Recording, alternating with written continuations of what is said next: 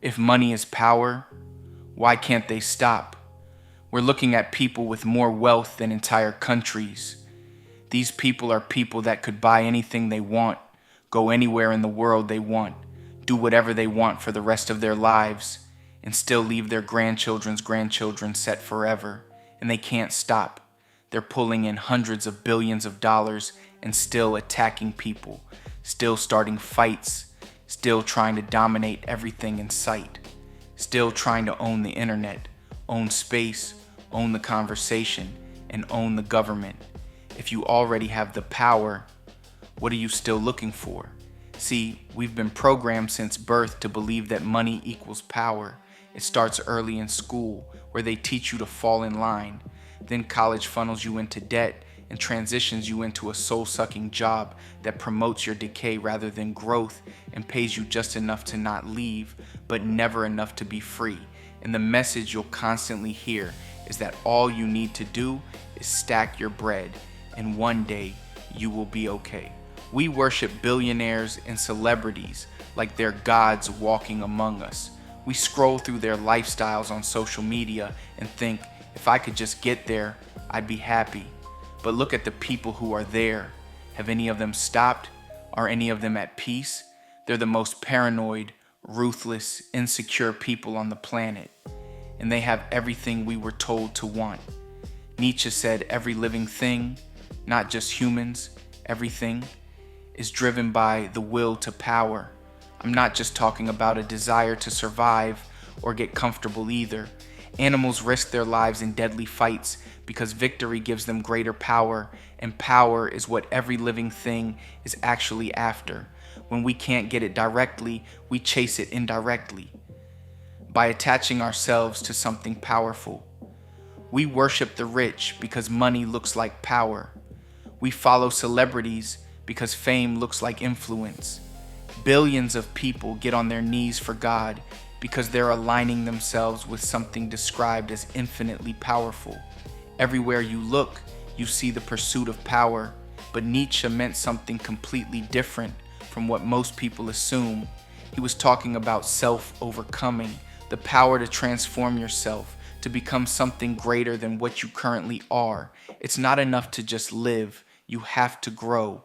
The basic drive of life is about ascending and becoming something more than what you were yesterday. In the book The God Game, Mike Hockney says, "It is not enough to live.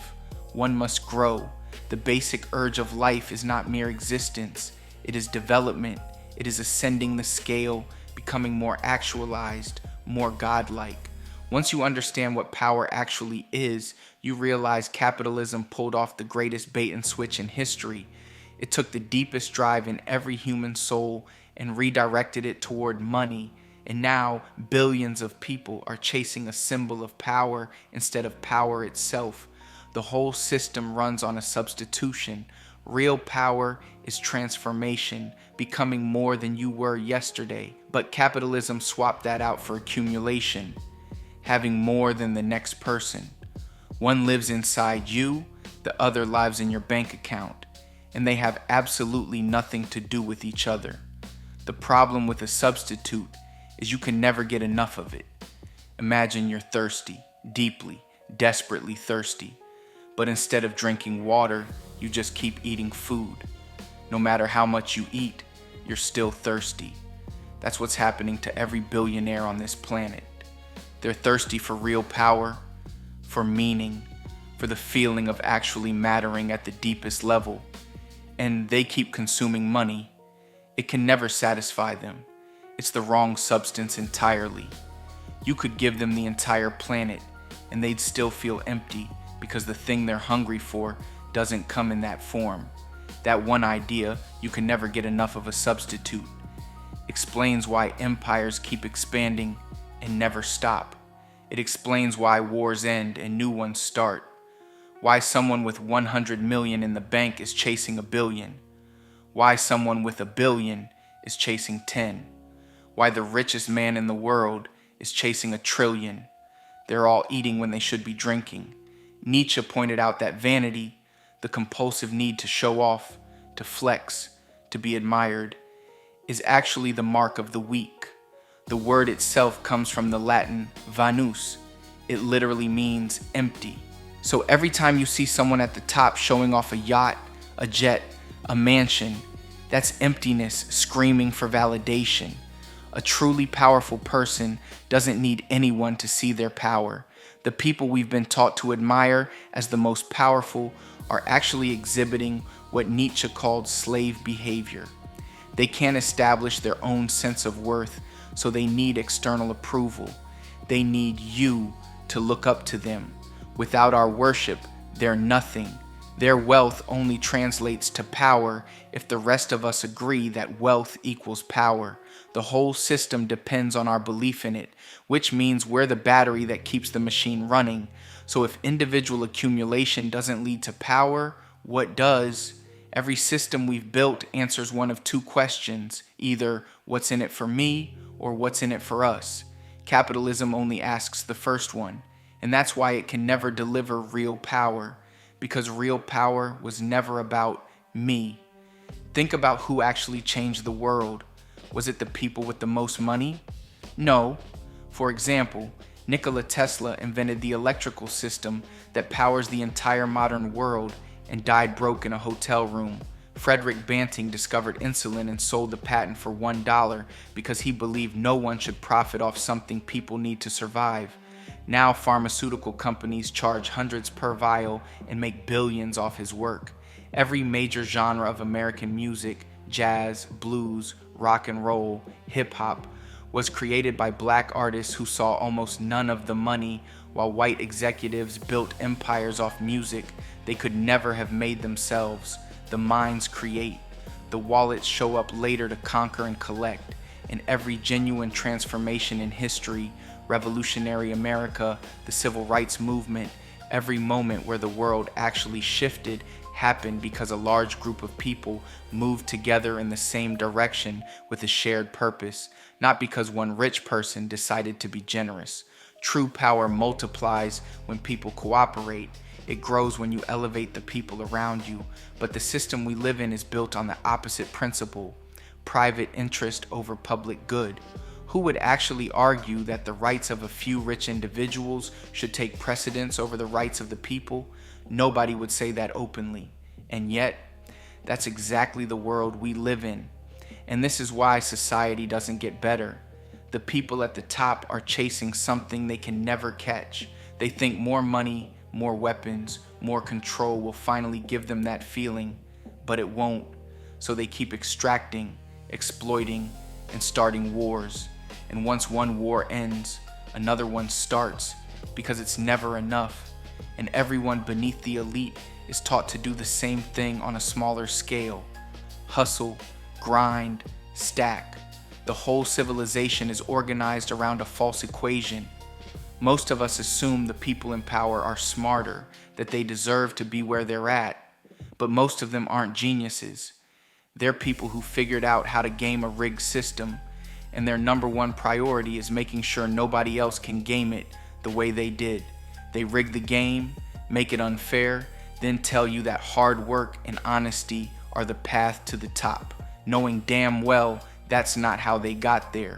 Every power structure throughout history serves itself. Monarchies, theocracies, plutocracies, and capitalism are all the same animal wearing different costumes. The one thing that would actually give these people the power they're desperate for, the thing that would finally satisfy that hunger, requires them to do the exact opposite of what they're doing.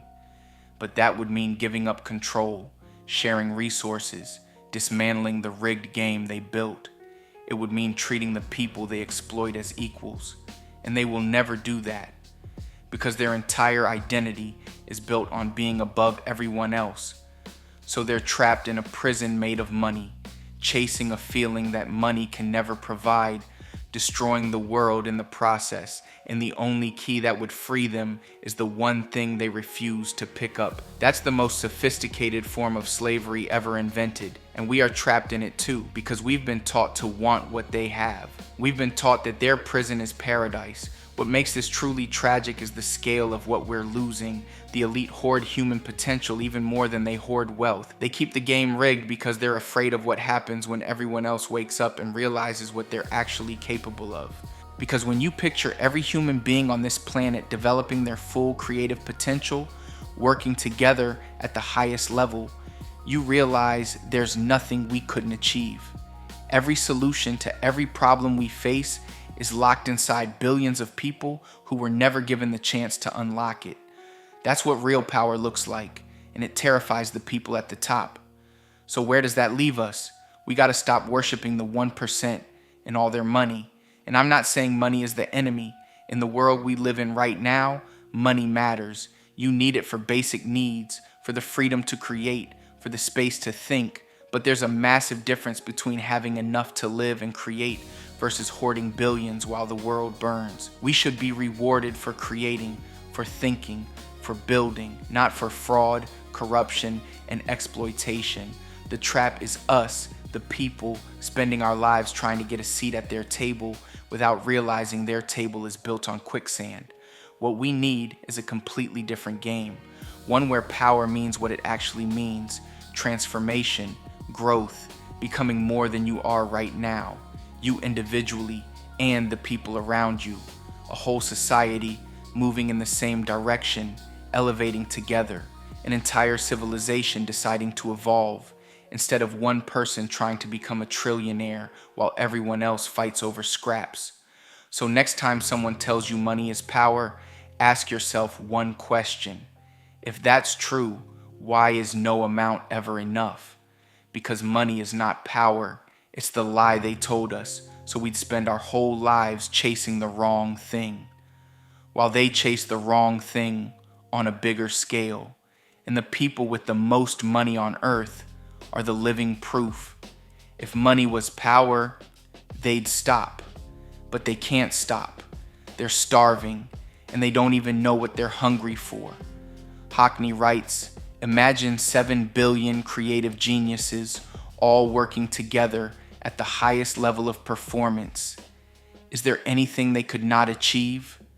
Maybe that's where we start.